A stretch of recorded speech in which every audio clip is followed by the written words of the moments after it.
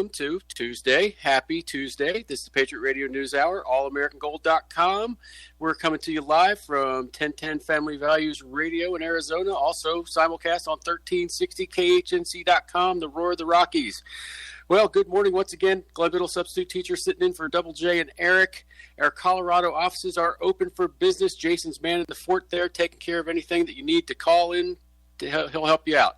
Arizona offices are still closed this week. They'll be up when they're up, so we'll figure that out. All right, a big shout out to Robert G. G is in golf, who sent me a great message yesterday about fascism. As you know, I was giving the definitions of political terms yesterday because the kiddies, out from mommy's basement eating Hot Pockets and playing video games have no clue what they are saying or doing out there. And so Robert G's definition of fascism is actually very topical and spot on.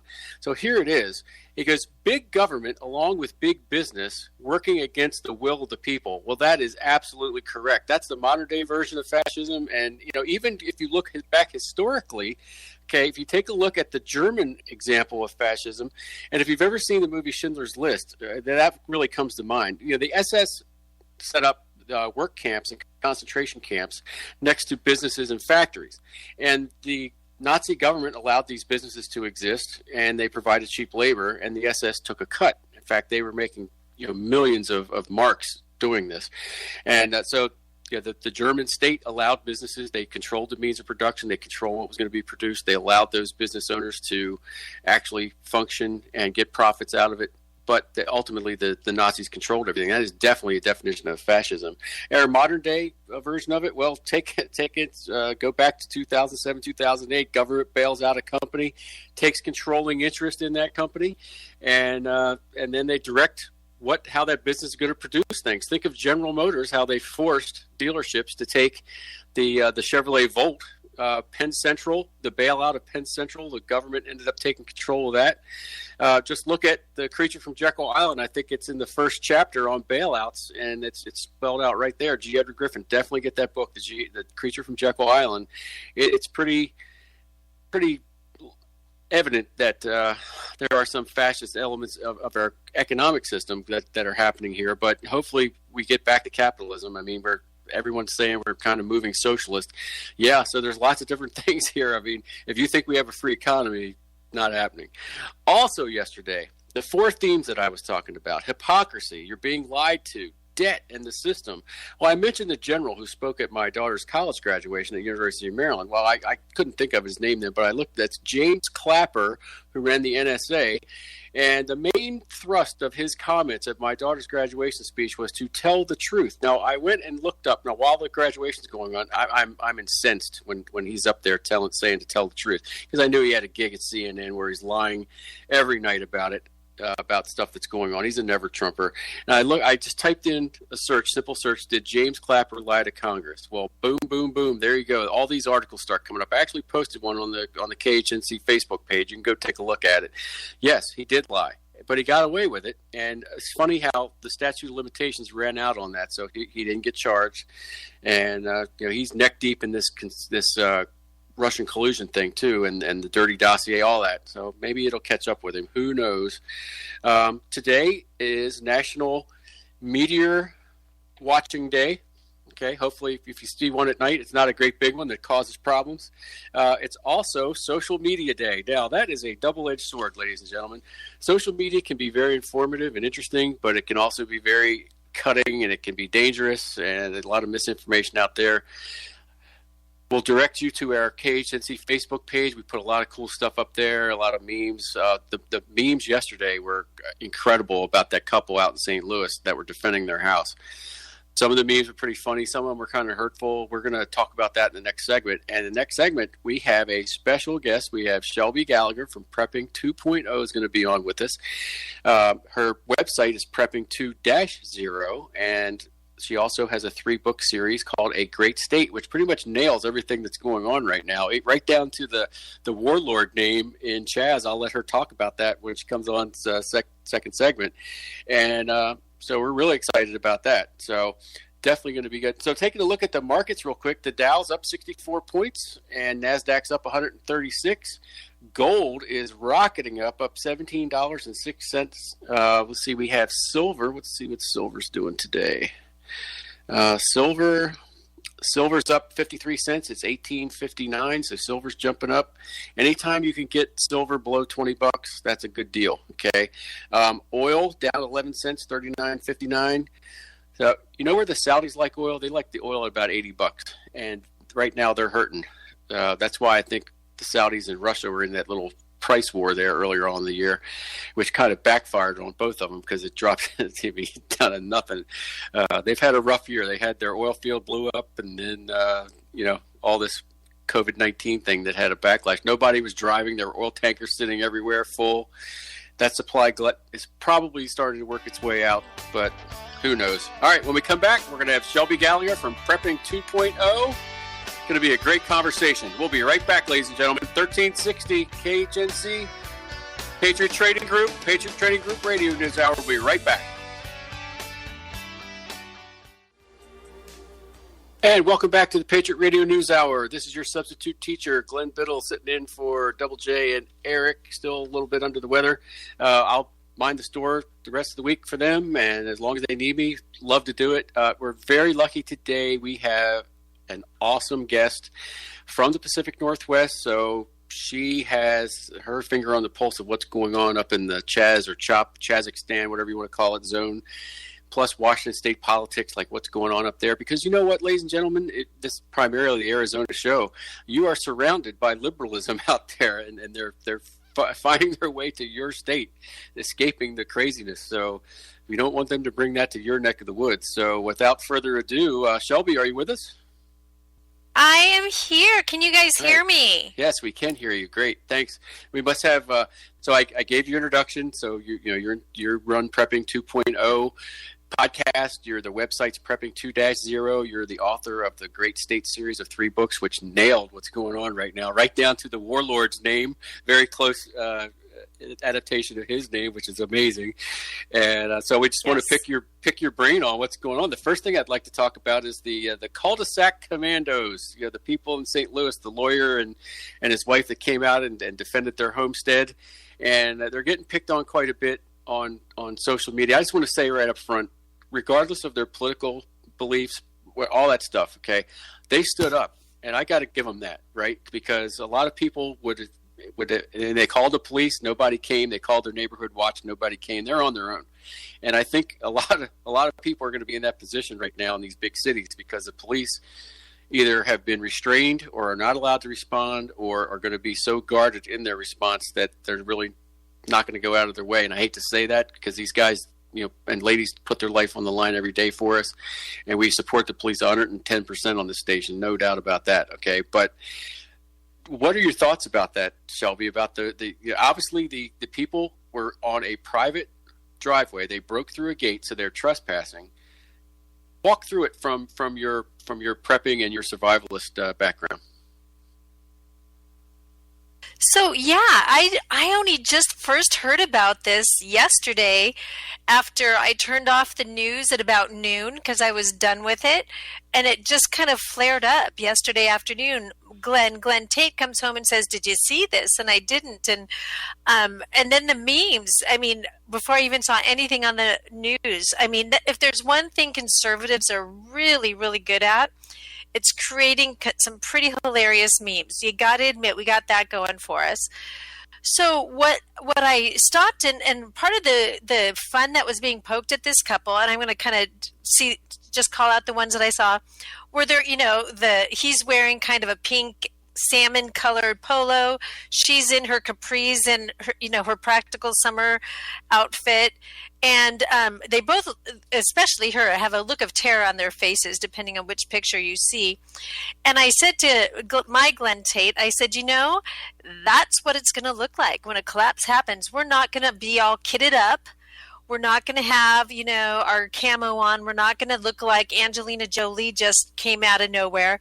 That's what it's going to look like when stuff gets really spicy. It's not going to be practical. It's not going to look like the movies. So good on them for doing that. And good on them for, like you just said, defending their castle. And you just hit on another point that's come out. This couple is very much not a KHNC listener. Let's put it that way. We probably diverge quite a bit, actually a lot, in terms of politics. They seem to be, from what I've seen, and again, what I'm seeing is very introductory. So it could change, and it could be, you know how the truth always comes about 5 or 6 days later. So I'm always wary of that. They're very left-leaning. They're libs. They support Black Lives Matter. There's been a couple of headlines.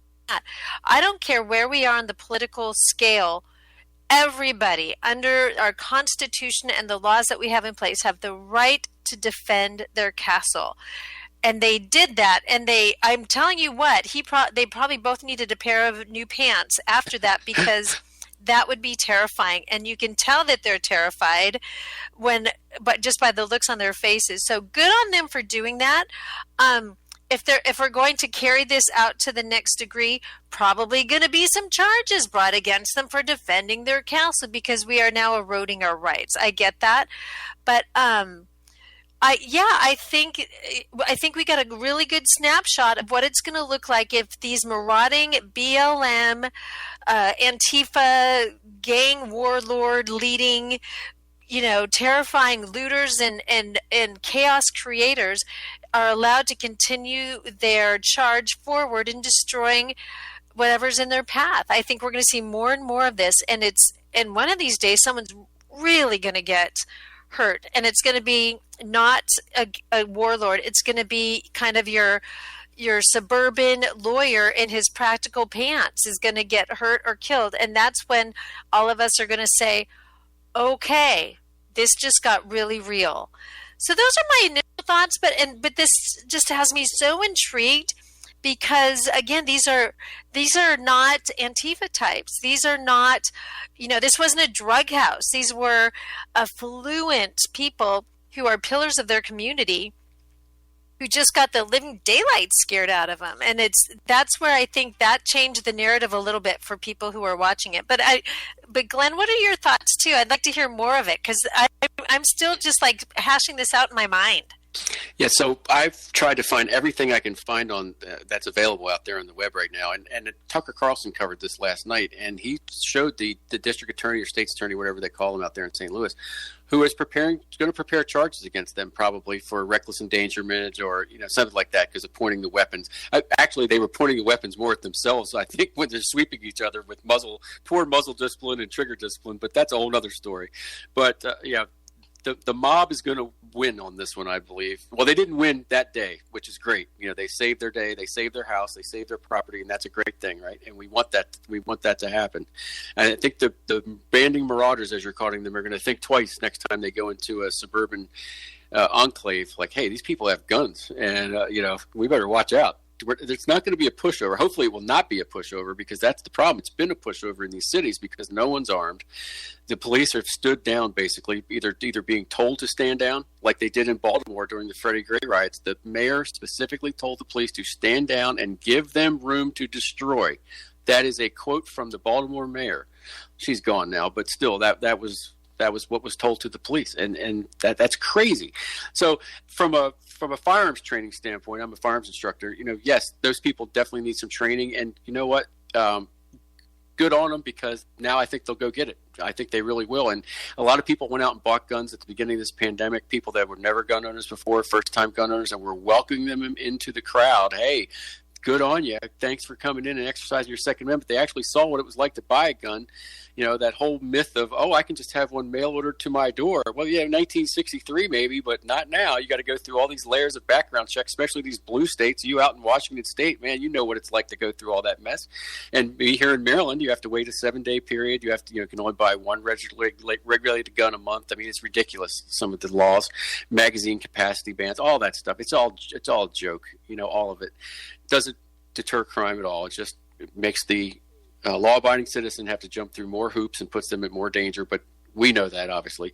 But yes, it is ironic that they are Black Lives Matter supporters. I believe the litigator, the husband, was actually defending a guy against the police for an excessive force complaint. Here's, once again, these people that are marauding don't know their history. They don't know what's going on. And as a history teacher, it pains me to see this. I just cannot get over how dumb people are.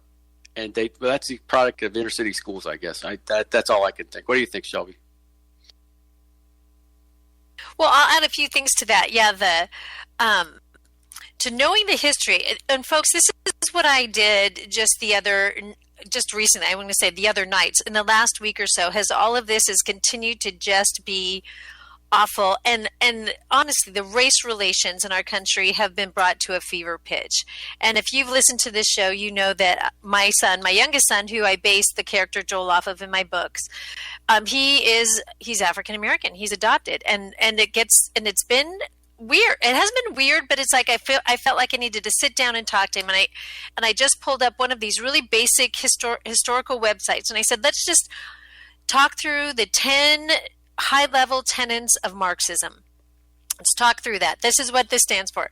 And we're having this conversation. I said, what do you think of when I read these to you, what do you think of? It's the basis for communism. Got it. What do you think of when you think of communism? China. What do you think about China? They're mean and they hurt people. Yeah, right. And I'm just buzzing through this conversation. And I said, now let me read to you a direct quote from a co-founder this week from Black Lives Matter.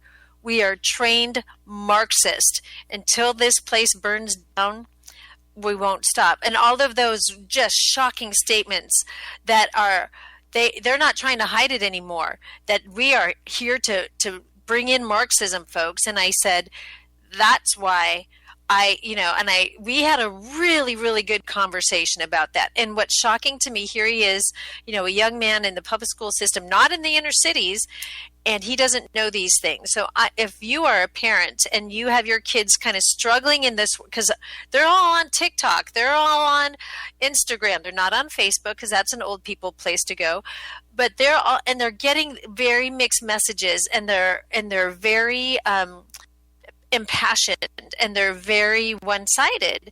And I encourage you to go and just you don't need to pull out a history book. That's what Glenn here is for, but pull up just some basic Marxism tenets and talk through this conversation. And our conversation ended with, look, Black lives do matter. Those words are true. All lives matter. Asian lives matter. Filipino lives matter. South American, all of our lives matter. What I have a real divergent from, I think we all do here, is that this organization that is Marxist in ideology and in its mission and in its violence to push for that. I'm not for that. I think most KHNC listeners won't, but I think that's a great conversation to have with our kids. And especially it helps give them that grid as they watch these violent things happen in cities all over our country, in St. Louis. That's a conversation I'll have with my kid and say, look, why do you think these marauders thought it was okay to bust through a gate and just take over someone's private property? Tenets of Marxism is that there's such thing as property rights and private property. It's all state owned. That's why they think it's okay to do that. They also think it's okay to disarm people. Aren't we glad that one hasn't been enacted? So there's some great learning opportunities here, and you don't have to be, a PhD in history, but you can watch Marxism just be battled out in our streets right now. And it was a good conversation. I encourage people to have it. It was pretty cool. What are your how did I do, Glenn? Did I do okay on that conversation? You sure did. I mean, there's so many things I want to say. I teach 8th grade U.S. history. So my kids that I teach are not jaded yet. They're still willing to learn.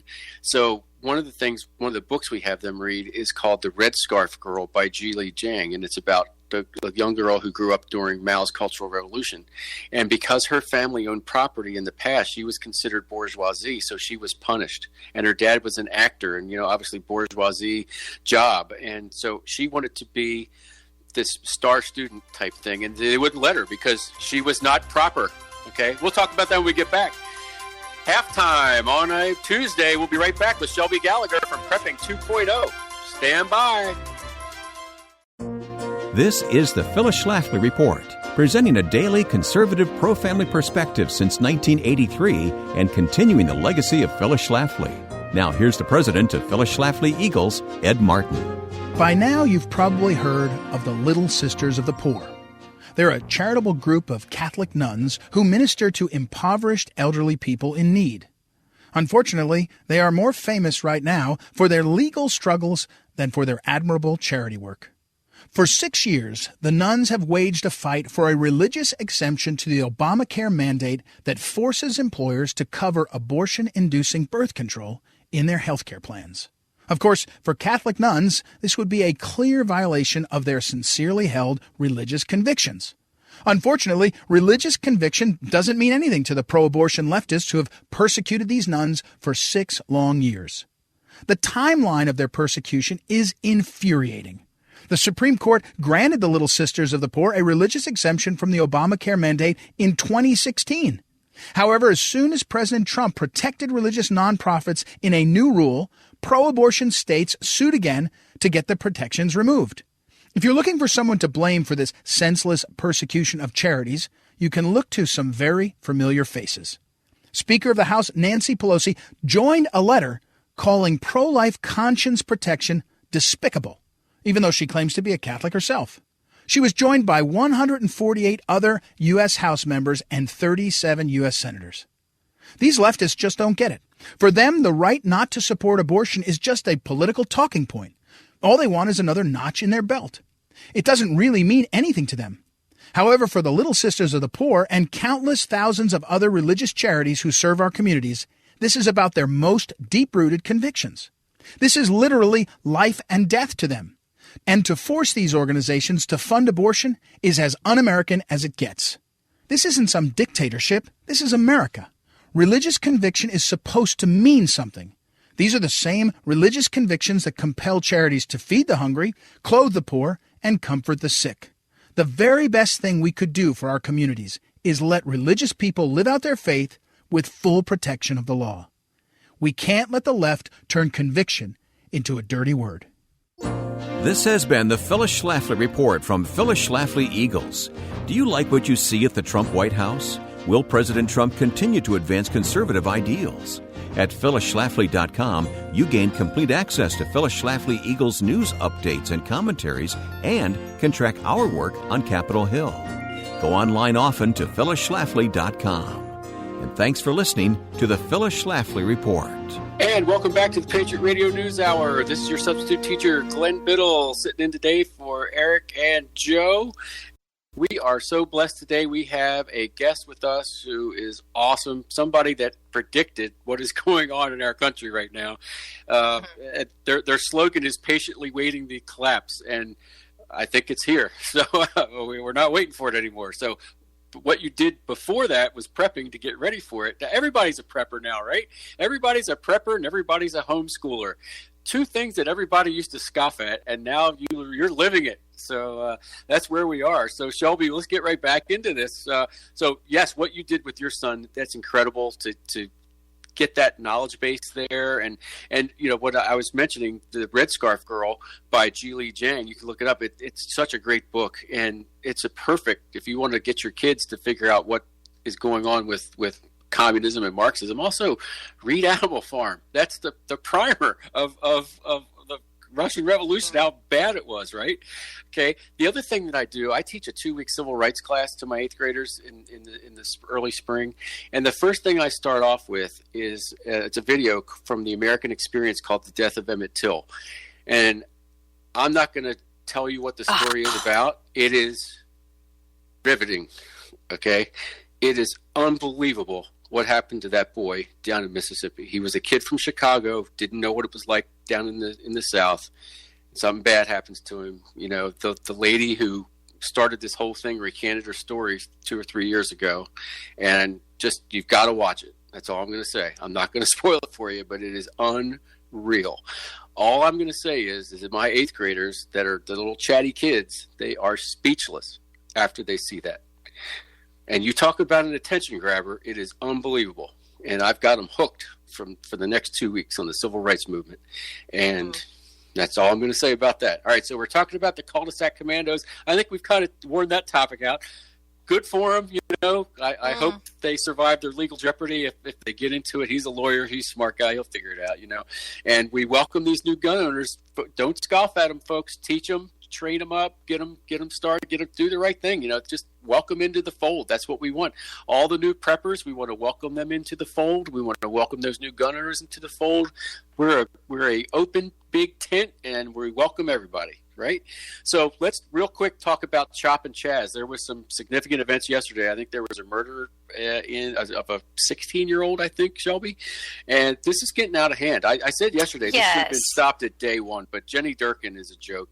And I think she secretly likes what's going on up there. What do you think? Oh, absolutely. And I'll take a deep dive into this. I have some updated information from this morning. So yes, there's been sadly another murder in the CHOP Chaz zone, which technically, according to Mayor Durkin, yes, you're hearing sarcasm in my voice, was disbanded a week ago. Here's the one thing you're not hearing though. I got this. And keep in mind, I live here. I watch the news cycle here. I did not hear this until I saw an interview with a radio host out of Seattle.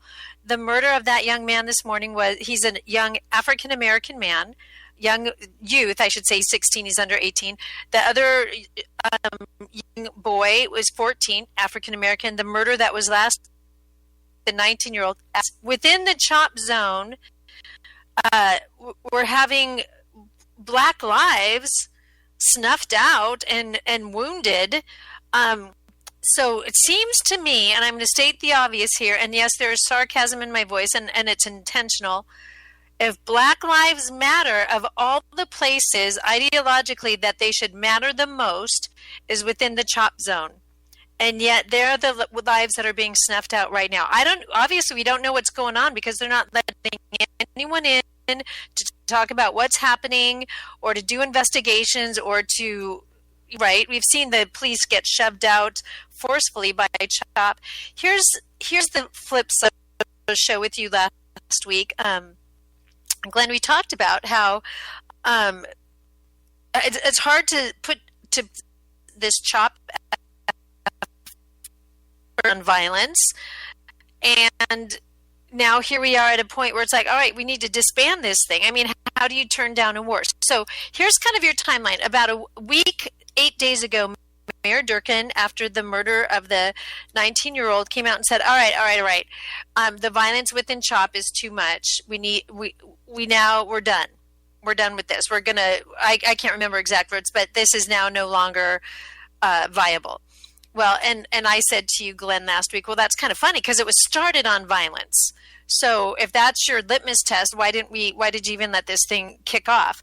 So it's been over a week, and Glenn, Tate, and I do know people who work security and are very near and close to the CHOP zone, just so you know. So we get some inside information. And I've asked about this. I'm like, all right, this thing, why don't we have the bulldozers coming in? And we already saw the footage on that. Bulldozer came in and somebody laid down in front of it. I get that. But why don't we have city crews coming in and cleaning up the streets? And why don't we have businesses opening up? And why don't we have restaurants sitting out their sidewalk tables, and why aren't we back to normal yet? It's been over a week. Here's why, and this is from people within that I know, again, that work around there, because they're doing private security for so many of these businesses and news stations and all of that. Because the police aren't there, people are hiring, just like Minneapolis, their own private security. The reason why Mayor Durkin, and this is the shocker, said, we're done, CHOP is no longer being whatever, I can't remember her exact words. She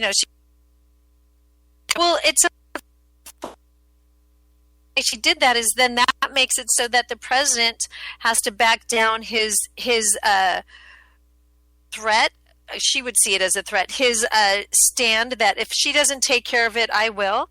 So she comes out and basically says, okay, I'll take care of it. CHOP is no longer, and has done nothing to back up her words.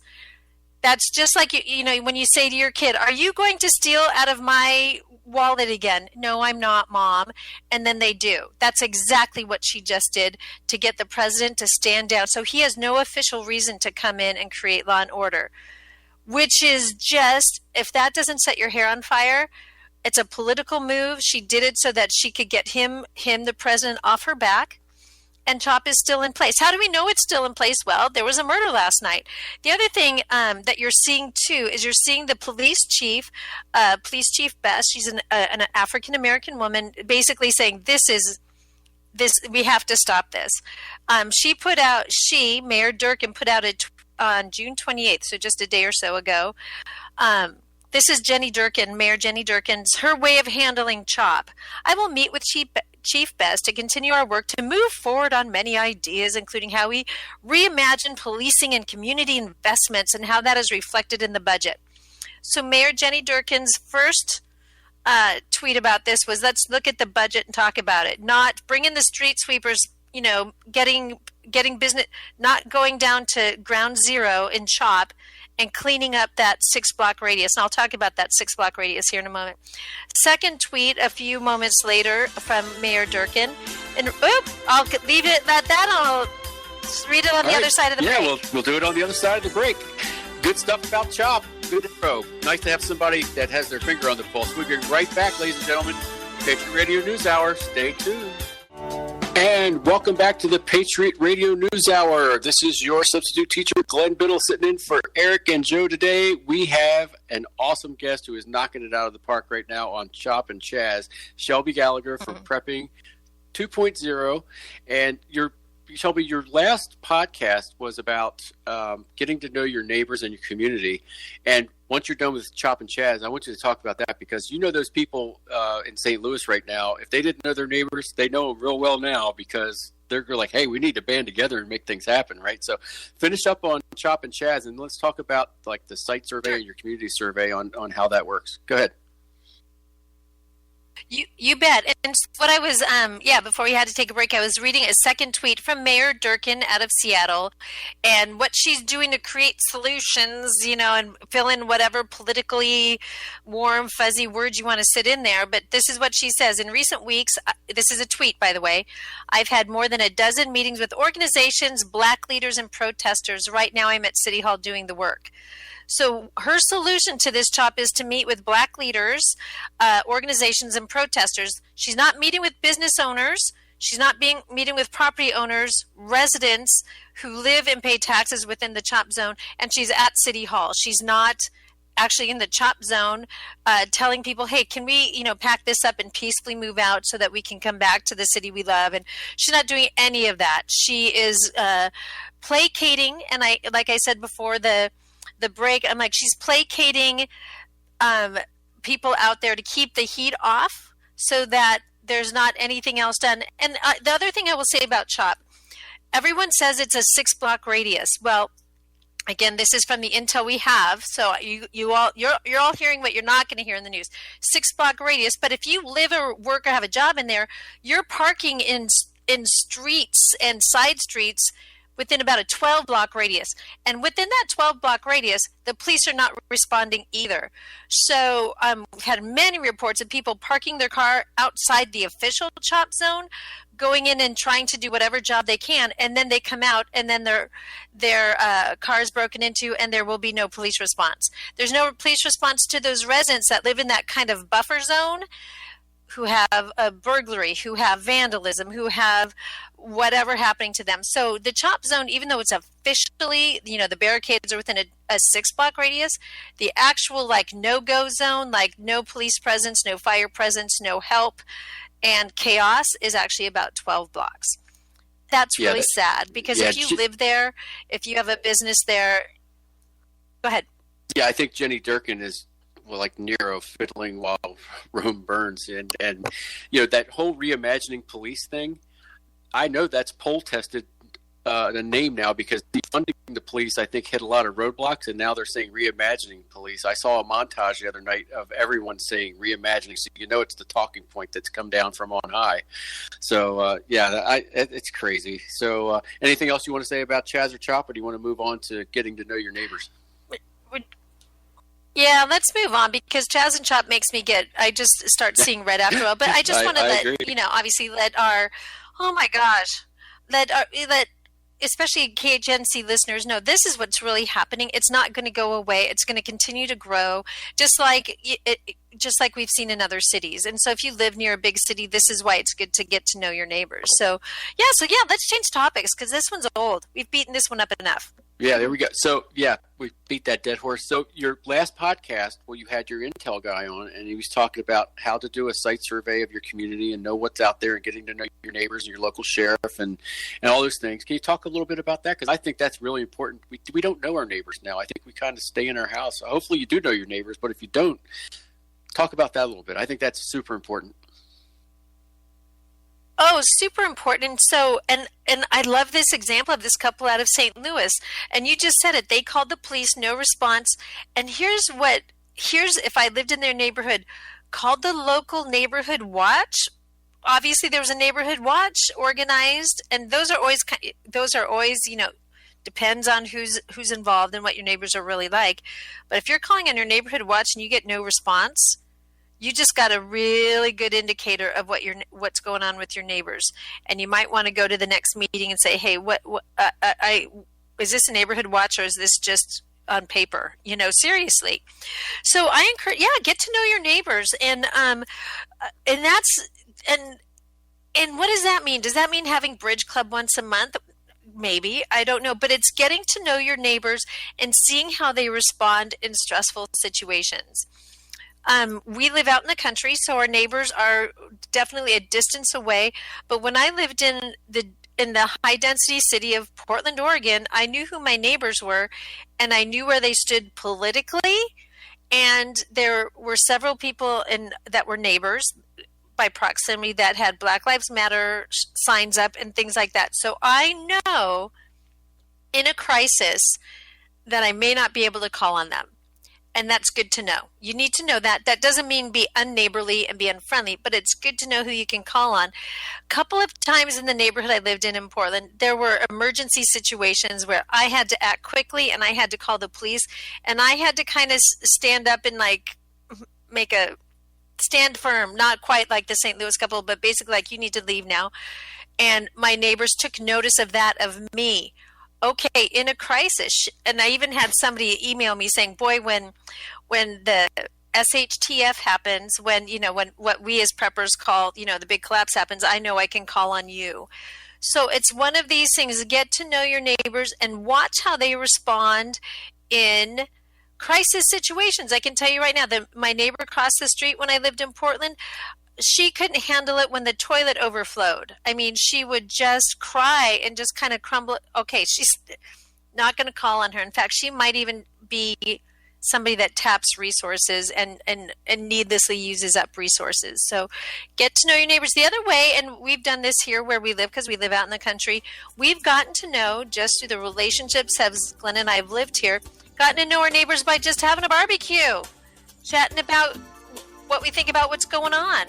And this is a good weekend. And this is a good weekend to have a barbecue, don't you think? All right. Hey, we'll be right back with Shelby Gallagher. Agreed. Prepping 2.0. We'll be right back. Stand by, folks. More good info coming up.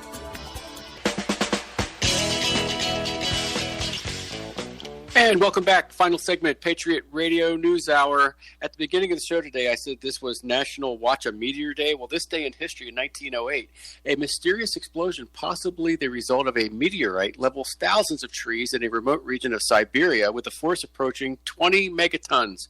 That would have been something to see. And, these always pop up on YouTube out of Russia. I think everybody in Russia drives around with a dash cam on their car and records everything. Some of the best car crash videos you can watch on YouTube are out of Russia. So, our special guest is Shelby Gallagher. She's with us today. Shelby, I have 6 pages of notes. I got through a page and a half. We're going to have you back on at some time soon. So, how about Thursday, right? Yeah. So, so tell us about how do we listen to, read all things Prepping 2.0 and Shelby Gallagher and a Great State book series. Tell us, how do we do it? So if you're a KHNC listener, you know that our podcast radio show is aired on KHNC on the weekends, which is great.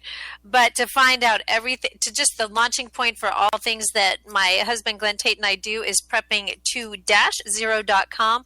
You can listen to past episodes there. You can listen to the Friday Open Forum show that he and I have started to do since I've been home with COVID, stay-at-home orders. There's a link there for that. You can shop our merchandise, which has been kind of fun. You can find all the different, iTunes and Spotify ways to listen to us. So, yeah, it's a great place to kind of go. And then there are also tabs there where you can launch off and see Glenn Tate's books, the 299 Days series, or my series that's now fiction that's become somewhat factual, a great state series, and I love the series because I grew up in Colorado and I make so much of, probably half that series takes place in Colorado. And I really made a point to make it, if you live in Colorado, you're like, yep. It isn't just me making up stuff about Colorado. I really tried to make it meaningful to those folks who live there and breathe there. Same with the Oregon, for that matter. So yeah, so that's where you can find out everything about us and start from ground zero and launch from there wherever you want to go. That's awesome. So we're so glad that you came on today. On our way out, tell us about your fictional warlord character in your book and how that relates to modern day events. Well, I wrote about a warlord that takes over kind of a city-endorsed homeless camp in Portland during the riots. Does that sound familiar? And he is not a nice person, but he comes across at first as a nice person, and he has political connections. And it's based on a real person in Portland, so I opened my eye out to see if the person that I base that character off of kind of rises to the top. But his name is Tease, T-E-E. It's a nickname he has, and he's a person. And out of CHOP came, strangely enough, kind of this warlord type guy that goes around within this money, give us, or we're going to vandalize your property or home. And Mayor Durkin initially came out saying that went on her Summer of Love tour sort of verbiage, but Rat is actually a warlord within the T's. Yeah, there was somebody the other day that rented his Airbnb and vandalized it, I think. What a mess. All right, thanks a lot, Shelby, for being with us today. We appreciate it. Ladies and gentlemen, thanks a lot for listening in. We'll be back again tomorrow. Same bat time, same bat channel. Stay tuned. Patriot Radio News Hour. Thanks for listening.